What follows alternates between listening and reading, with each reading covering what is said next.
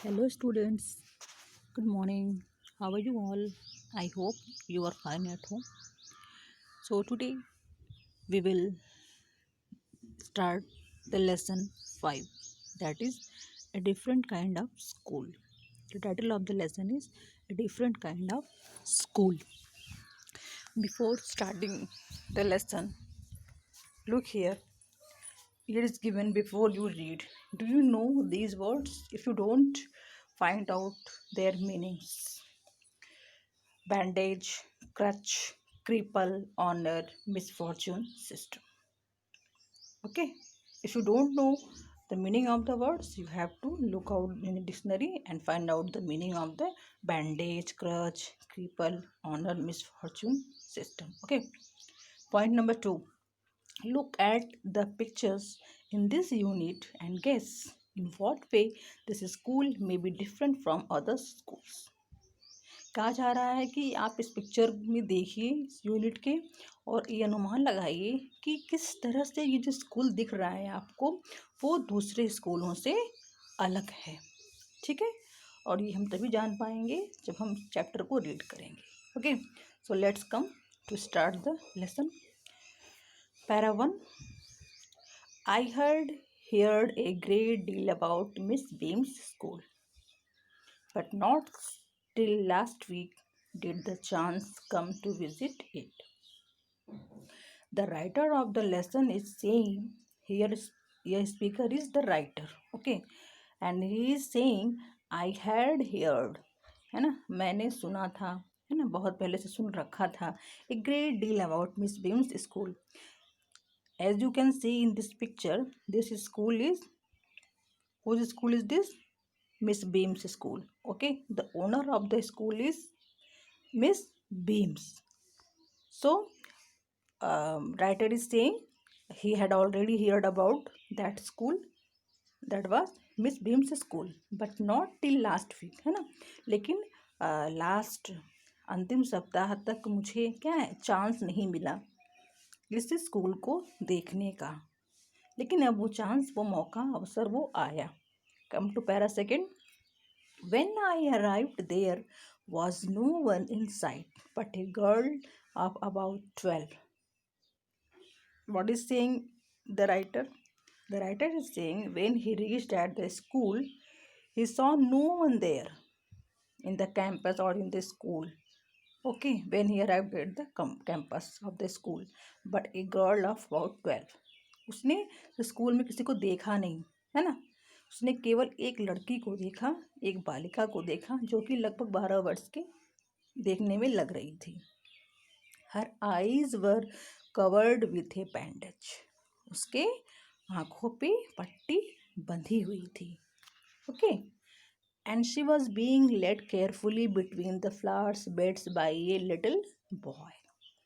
और वो जो लड़की थी, and she was being, और वो क्या हो रही थी, लेड केयरफुली, बहुत ही संभालते हुए, है ना, आराम से, वो फूलों के क्यारियों के बीचों बीच क्या है, छोटे लड़के द्वारा वो उसको वो पार करा रहा था, है ना, संभाल रहा था।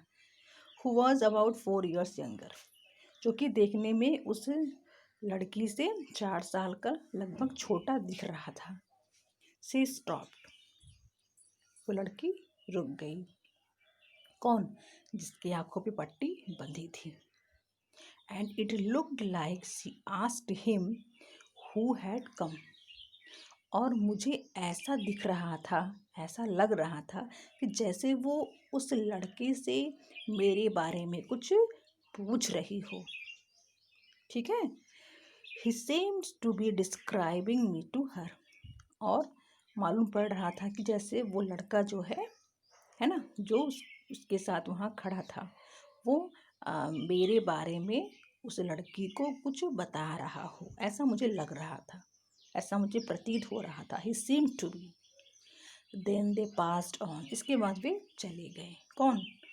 वो, both boy and girl. They went from there. Come to para 3. Miss Beam was all that I had expected. Miss beam के स्कूल के बारे में मैंने पहले से ही सुन रखा था, है ना, और मैंने वो सभी चीज़ें उनके स्कूल में वो पाई, है ना। और उनके बारे में जो मैंने उनके व्यक्तित्व के बारे में जो मैंने सुन रखा था, वो सभी चीज़ें मैंने पाई, है ना, जब मैं उनसे मिला। That I had expected. Okay. Middle aged, full of authority, yet kindly and understanding. वो एक मिडिल एजेड लेडी थी, है ना, मध्य उम्र की, यानी कि लगभग 40 to 50। फुल ऑफ अथॉरिटी, पूरी अथॉरिटी थी उनके पास। येट काइंडली, है ना, जबकि वो बहुत देखने में फ्रेंडली भी महसूस हो रही थी और अंडरस्टैंडिंग भी दिख रही थी। समझ, आपसे समझदार देख। Her hair was beginning to turn grey, और उनके बाल क्या हैं, वो ग्रे होने शुरू हो गए थे।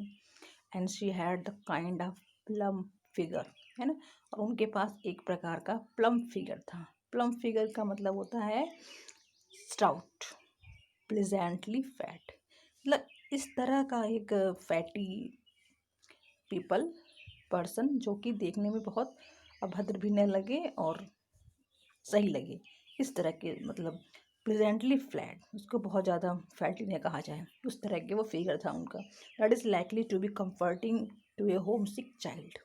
ठीक है, उस तरह से वो अपने आप को होम सिक चाइल्ड महसूस हो रहा था जैसे देखने में। I asked her some questions about her teaching methods. मैंने उनसे कुछ सवाल पूछे, है ना, उनके जो टीचिंग, उनका जो मेथड था स्कूल में, उनके जो पढ़ाने का जो उनके स्कूल में जो तरीका था बच्चों को, है ना, जिससे कहते हैं हम शिक्षण विधि, टीचिंग मेथड्स, मैंने उसके बारे में उनसे कुछ सवाल किए। Which I had heard were simple, जिसको कि मैंने सुन रखा था कि बहुत साधारण तरीका है। It means the writer has already idea about that school, that there is no any important or very special way of teaching to the students. The simple way the students were teaching there.